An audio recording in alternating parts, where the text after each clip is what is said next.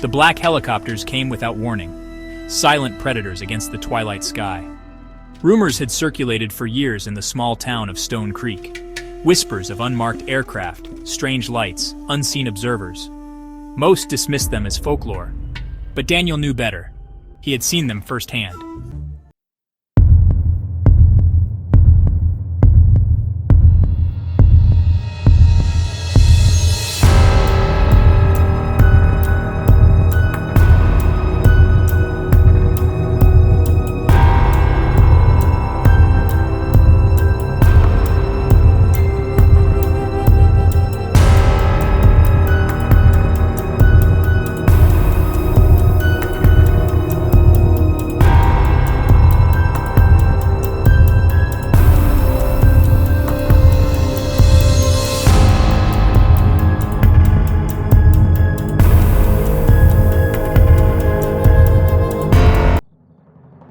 Days later, a message arrived.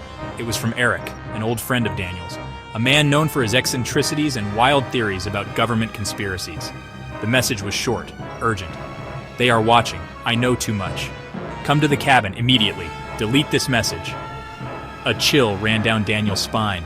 He remembered the black helicopter, the feeling of being watched. He knew he had to reach Eric. The drive to Eric's cabin was a blur. Daniel couldn't shake the feeling of dread that gnawed at him. The message, the helicopter, it all felt connected. As he drove, the familiar landscape seemed to transform into something sinister. The trees seemed to close in on the road, their branches like grasping claws.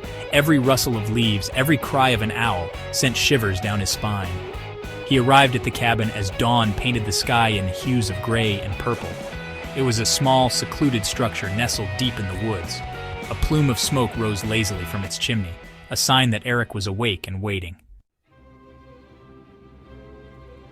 The cabin was dark, lit only by a flickering kerosene lamp and the soft glow of a laptop on the table.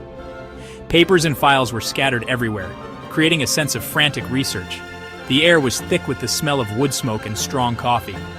Eric sat slumped in a chair, his face pale and drawn, his eyes filled with a mixture of fear and grim determination. "They are real, Daniel," Eric said, his voice a strained whisper. "The things they are doing, the secrets they are hiding, it's bigger than we ever imagined." He pointed to the laptop. "I have proof, evidence that will expose everything." Daniel sat down, his gaze drawn to the laptop. It was open to a folder labeled "Proof" in bold red letters. He could feel a sense of unease, a heavy silence pressing down on them. The only sounds were the crackling of the fire, the ticking of a clock on the wall, and the frantic beating of his own heart. "They are listening," Eric whispered, his eyes darting to the windows. "They are always listening."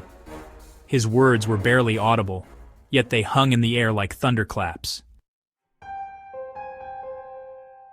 Eric's hand trembled as he moved the mouse and clicked on the folder.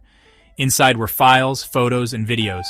Daniel leaned closer, his eyes widening as he glimpsed images of shadowy figures, redacted documents, and aerial photographs of strange symbols carved into the earth.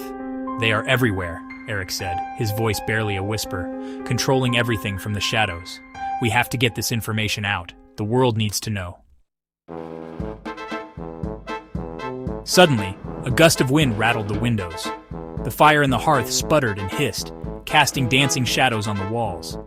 Eric froze, his eyes wide with terror. He grabbed Daniel's arm, his grip like a vice. "They are here," he whispered, his voice filled with a primal fear that sent chills down Daniel's spine. A shadow fell over the cabin, engulfing it in an unnatural darkness. The sound of helicopter blades slicing through the air sent a jolt of adrenaline through them. This time, there was no mistaking the sinister black silhouette hovering just outside the window. Their eyes met the cold, unblinking gaze of the helicopter's windshield. It was a look that spoke of power, secrecy, and a chilling indifference to human life.